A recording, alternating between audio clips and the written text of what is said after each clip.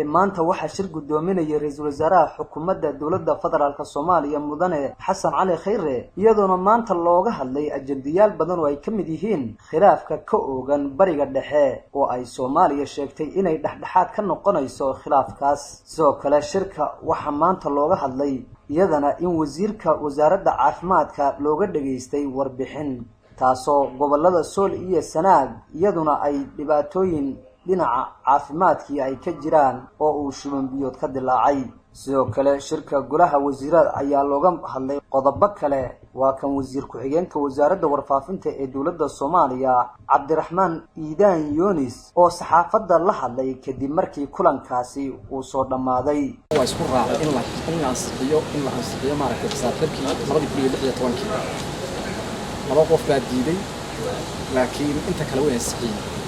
waxa kale oo qodobada ugu waaweyn oo iyagana lagu soo qaatay miisaaniyadda 2017 ama 6 bilood ka dhiman 2017 guluhu uu ansixiyay isaga markaas miisaaniyaddaas 2017 ee la ansixiyay kulli waxa la horgeyn doonaa golaha shacabka oo u gudbi doontaa laakiin dhinaca wasiirada waa la ansixiyay waana la isku raacay lixdii wasiirada golaha fadhiyay way isku raacay waxa kale oo warbixin laga dhageystay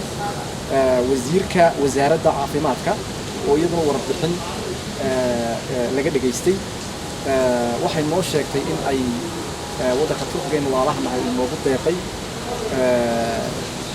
24 tan oo dawooyin ah oo hadda soo socda oo maaragtay ra'iisul wasaaruhuna wuxuu sheegay in maaragtay gobolka Togdheer oo maaragtay ay dad badan u soo ku dhacay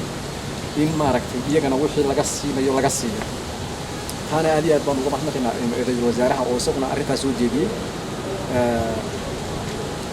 waxyaalaha kale laga hadlay waxa ka mid ahaa oo lagu soo qaaday meesha waxa ka mid ahaa arrintii maxaa ku dhacday khariijka waa lagu soo qaaday iyada laftigeeda oo wasiirka arrimaha dibadda ayaa ka hadlay Yuusuf Garaad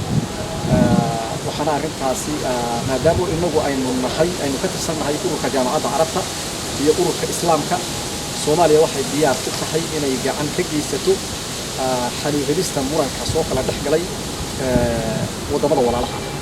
inagu ay walaalaha marka qodobadaas iyo qodobo kalena waa lagu soo qaatay oo ay ka mid yihiin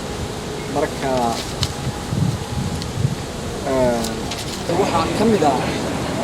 dhalinyarada ku dhibaataysan Liibiya iyo Yemen iyo dalka Hindiya oo ay dawladda Soomaaliya sheegtay inay dhalinyaradaas dhibaataysan ay wax ka qabanayso kalena hadlaysa dawladahaas Maxamed Cabdi Ismaan Faradheer Star TV في الصومالية مقدشة